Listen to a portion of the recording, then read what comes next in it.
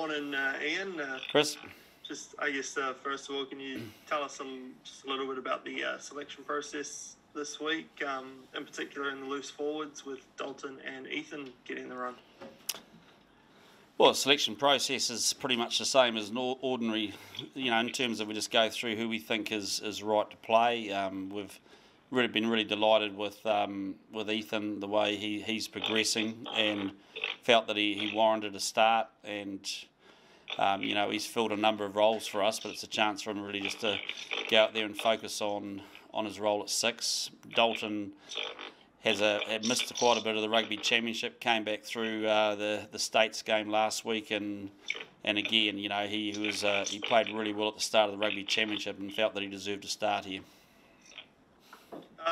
Just was wondering what you thought of Sam Kane and Dane Coles last weekend. I see they're not lined up this time around. In progress. Just what did you see from what you got from them in their first game back for a while? Good hit out. It was just important to get some minutes under their belt. They've had a couple of really good training weeks. I think we flagged early on that we didn't really want to be in a hurry to get them back into test match level until they've had a few solid weeks of training. So we're just carrying out that plan, but that's going according to plan at the moment, which is pleasing. Thank you. Thanks. Great, thanks. We'll go to Mark Hinton. Do you want to jump in next? Sure. Fuzzy. Hey, Mark. Good morning or good evening. Yep. Your time. Obviously, your section at number 10 is always a tight one with 2 guys playing so well. Can you just talk us through what got Bowden the nod this week? Oh, he's playing well. He's been running this team for the last couple of months, and so we felt he deserved the opportunity, and clearly, it's his 100th test, and I think it's he's in a really good place to go and sort of celebrate that with a game that really means a lot to him. So it's a big occasion here at Wales, and he's on top of his game, so we're really delighted with that selection. Thank you. And just one more from me. Foz, I don't know if you've heard it in your bubble there or whatever, but there's a lot of talk around the Wales are on a bit of a hiding to nothing with the scheduling of this test and unavailability of a lot of players. And just wonder what your thoughts are on that. Tough situation for them, I guess, but what do you expect? Oh, look, it's outside the window. We've all known that, but we've known that for 9 months, and so a few of the media up here are focusing on that 2 or 3 days before the test. But look, it's nothing new, up here. It wouldn't be a test week up here without sort of people knocking the game or talking about the haka or doing something like that. So it is business as normal in a certain sense, but underneath that, I think there's massive excitement for this game. Around the community here, the vibe we're picking up. It's a chance for the people of Wales to go to their national stadium and sing and watch their national team, and I'm sure whoever's out on that park for them will play with a lot of passion and pride. So that's what we're expecting. Thank you.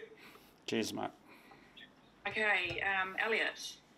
Thanks, Joe. Hi, Ian. I think that alien sounds back, but push on. Can you just talk about Bowden Barrett and his career? You were obviously the coaching staff when he debuted in 2012, and where he's got to at this point as a leader in your group. Oh, he's just a quality person. I've always said that the thing I love about him is that he prepares the team first and then himself. Like he's very selfless in the way he goes about making sure this team is the right prep to go into a test match. And on the field, he's got that sense of adventure, and he's his own style of 10, slightly different, but he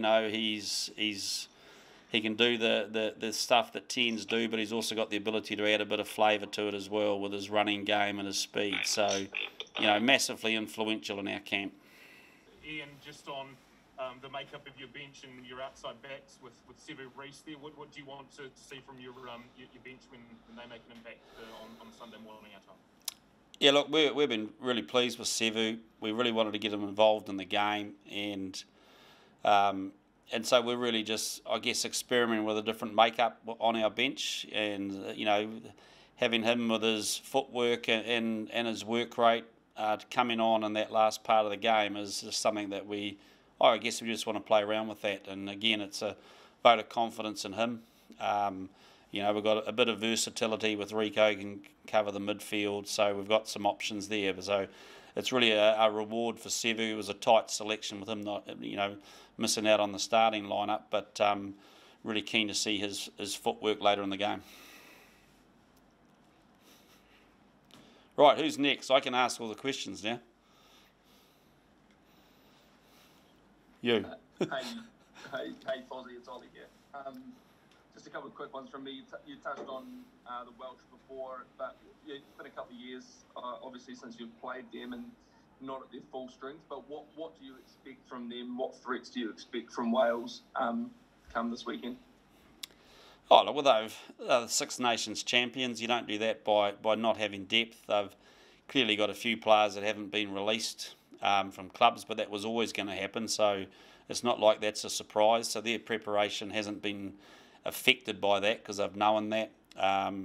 They've got basically a tight five that's largely intact. A lot of them are British Lions from the South African tour, so it'll be no surprise to see them go to that part of the game as being a key strength of theirs. So, you know, I think they'll put a lot of emphasis on their pack, and then you look at their backs. They've still got a lot of experience in there, and they've got some young guys who are coming in. So, you know, they play a lot of rugby. They play a high retention game, and they demand patience from you. And you know, they've always been very, very passionate about how they throw their bodies into the contact area. So it'll be a physical challenge in that regard. And just lastly, I wonder if you could quickly touch on what got TJ the nod to start at 9 over Brad.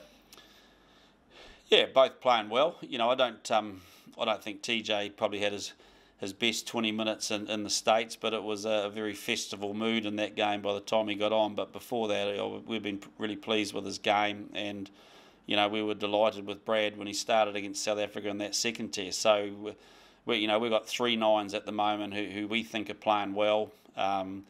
Where this is our 11th test into this long year, and it is a matter of just using our resources in the right way. So, you know, we've gauged the energy and the enthusiasm, and just feel that TJ Bodie relationship has been a strong one for a number of years, and we've just put a bit of confidence in it.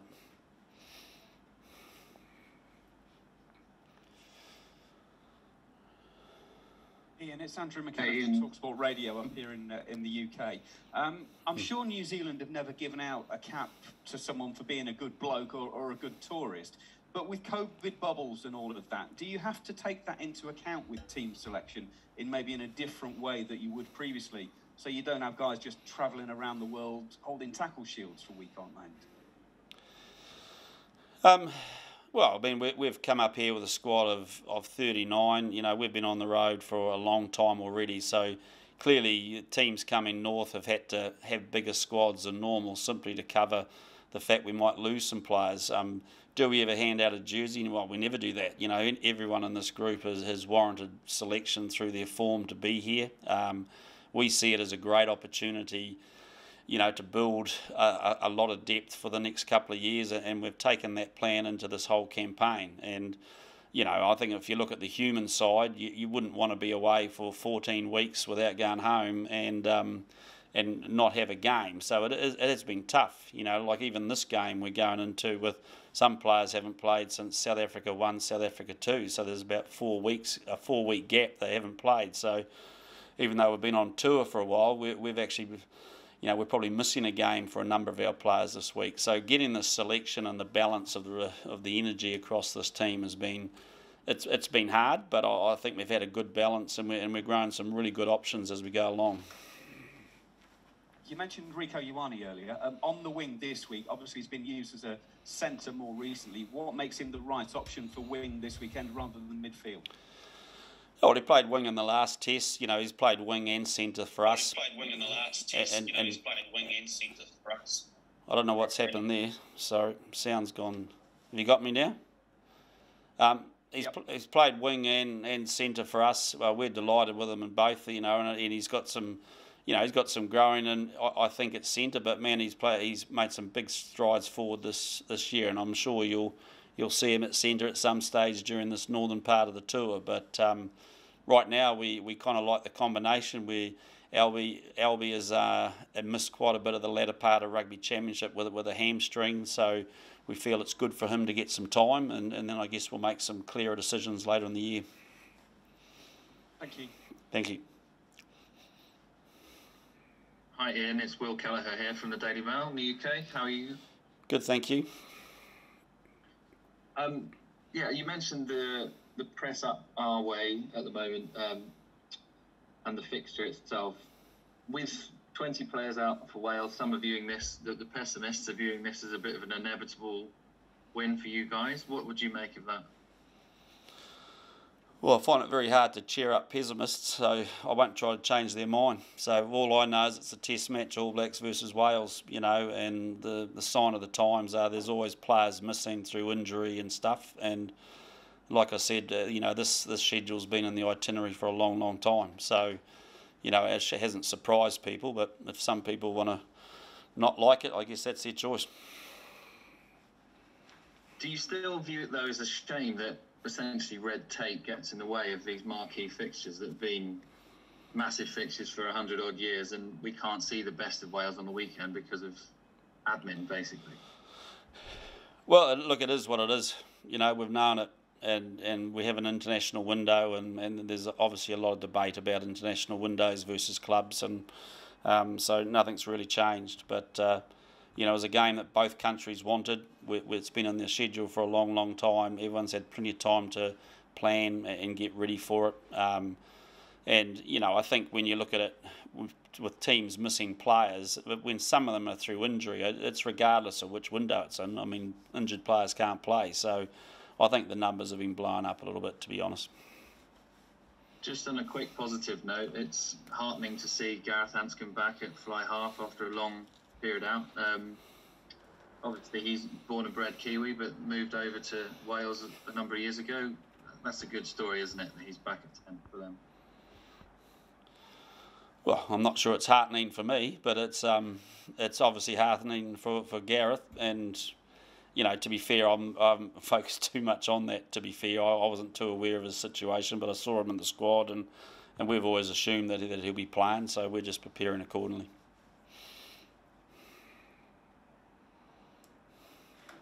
G'day Ian, Tom here. Tom? Just a question about, obviously Damien started out the season maybe as the first choice 15, and Geordie's sort of taken over that role and run with it.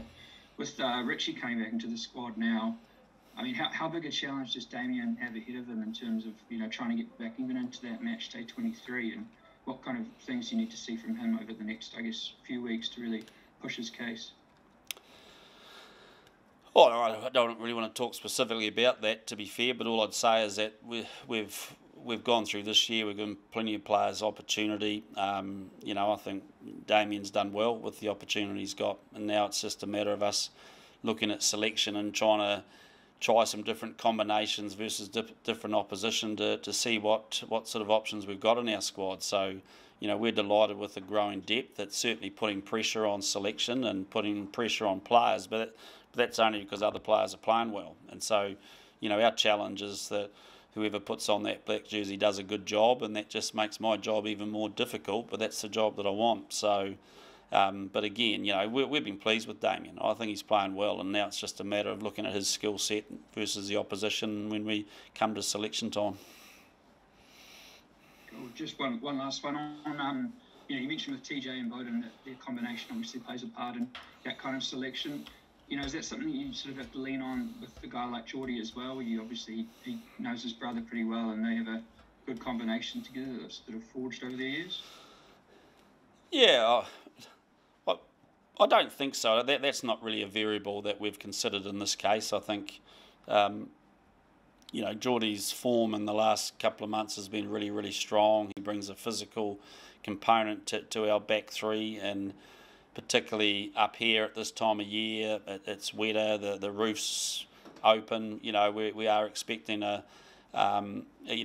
pretty determined effort to get into our back three aerially and defensively. So, you know, and that's one of his strengths. So, you know, I don't think I'd disrespect Geordie to say he's playing because his brother is. So he's there 100% warranted. Cheers, thank you.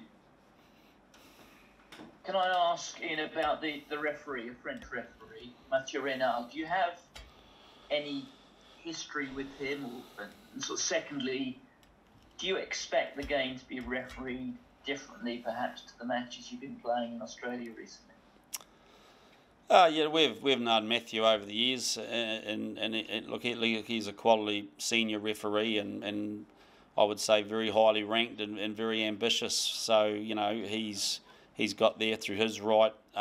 Is it going to be reffed any differently? We certainly noticed a shift when we had Luke and Matthew come down and do the last 2 games of the Rugby Championship. We were delighted that they came down, and I thank them personally for their commitment to travel down south and be part of the championship, because I think it's vital that we have as many games as we can with referees from both hemispheres, just to make sure that that we understand where the game is going. But certainly every time we come north at this time of year, there's World Rugby puts emphasis on certain parts of the game, and sometimes they start off over-emphasising things and they balance themselves out as the campaign goes. So we're very mindful of that in this first game, that things like offsides and tackle heights and all those things will be officiated very, very rigorously, and that's what we're expecting. Do you feel there's probably more alignment now in terms of the way games are refereed north and south than there's ever been? I think you'd have to ask us in November, to be honest, and that's not being cynical, but it's that we've had a year and a half without really cross-hemisphere games and cross-hemisphere referees. So this autumn series is, going to be the first. Obviously we haven't had any Northern Hemisphere teams down south, and so this is the first time we've really been able to play. So I think it'll be a fascinating series as we see the clash of the styles, and we also see referees that we haven't had for a couple of years. So going to be most intriguing. Have to learn quick. A few guys in your squad won't have experienced what we haven't experienced for a while. A full Millennium Principality Stadium. What are you able to tell them, or the experienced players able to tell them about what they're in store for? Loud, boisterous, fanatical, and red. That's probably about it. And look, it's a country that loves its rugby, and we couldn't ask for anything more. And I sense a real edge in this game and in the atmosphere with. We kind of felt it in New Zealand when we were first able to fill a stadium, after the COVID period, and there's almost a sense of celebration about just being together in a party atmosphere. So I think when you add those variables into this game, and then you add the fact that it's that it's in Cardiff with the Welsh, I think it's going to be an outstanding environment. So we just talk about that, and that's what we love. We love these occasions, and we know that it's going to certainly fuel our opposition, but we've got to make sure it fuels us with excitement too. Thanks for that. And last question. Just additionally on the stadium, the roof's obviously going to be open because of COVID, etc. Do you prefer it that way? Is that the way rugby should be played, or do you like to use a roof if you can? No, I'd like the roof shut, but that's not many of us get what we want nowadays, do we? In this new world we live in, so we'll take the game and the crowd, and we're delighted for it.